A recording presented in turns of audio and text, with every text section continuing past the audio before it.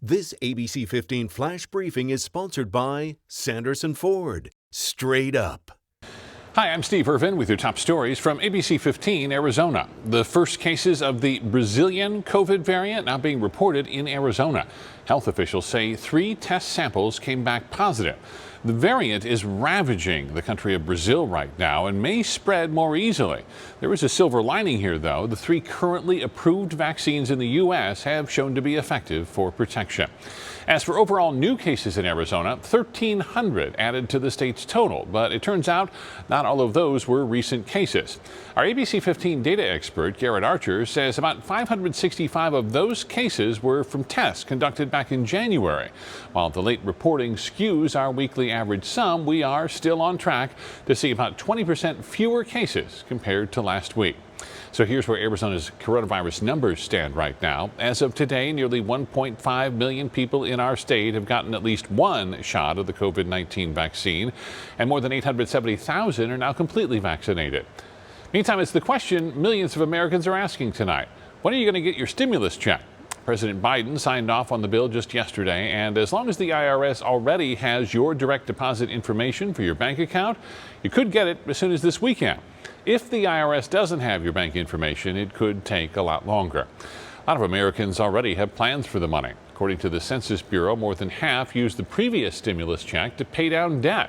More than a quarter spent most of the money largely on things like food, utilities, and household supplies. Just under 20% of the people saved it. Tens of thousands of Arizonans facing a financial cliff due to the pandemic. Businesses were closed, jobs were lost, hours cut, and among those most affected were children. President Biden signing the American Rescue Plan Thursday, and among other things, it raises the child tax credit for 1 year.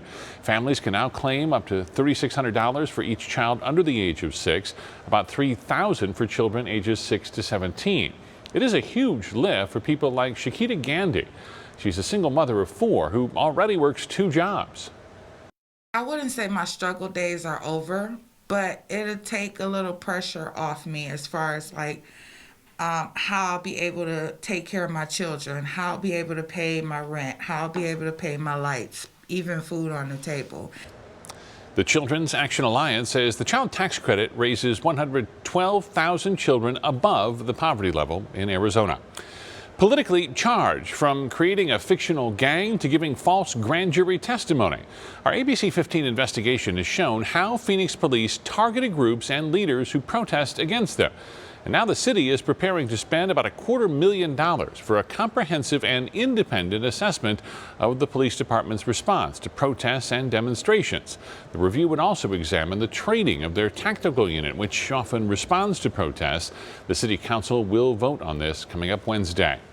3 traffic stops equaling $200,000 worth of drugs. Check it out. Yavapai County Sheriff's deputies finding 10 pounds of meth and thousands of dangerous fentanyl pills. Deputies arrested these 4 men in 3 separate stops, and in each instance, they say a traffic violation led to the discovery of the drugs in the car. Arizona's court system is taking a closer look at just how and why judges approve no-knock warrants. KJZZ reporting the state Supreme Court has created a 19-member task force to study what safeguards should be in place before issuing one of these warrants.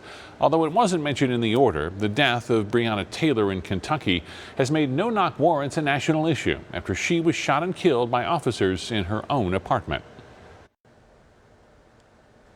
Tracking your most accurate forecast, I'm meteorologist Jorge Torres. We are in weather action mode in the valley as storms have been on and off throughout this Friday and will continue throughout the night and even into parts of your weekend. An additional 1/4 inch of rain possible, with some of these storms producing small hail and those snow pellets known as graupel. Meanwhile, in the high country, more snow in the forecast. A winter weather advisory has now been extended until 11 o'clock tonight for north central parts of the state, generally at and above 5,500 feet. We could pick up anywhere from an additional generally 1 to 3 inches, but 4 to 8 above 6,000 cannot be ruled out before it's all said and done. Tomorrow will still be chilly across the state with highs in the 30s from Flagstaff to Heber and Cello, 40s from Payson and Prescott to Sedona, and we're back in the 60s in the valley and across western parts of the state too. Here's the planner. Chance of rain picking up around midday or so, and then we dry out for the rest of the weekend with that 7-day forecast showing highs back in the 70s on Sunday and warming up still next week. A little cooler on Tuesday, but back in the 80s by Thursday and Friday.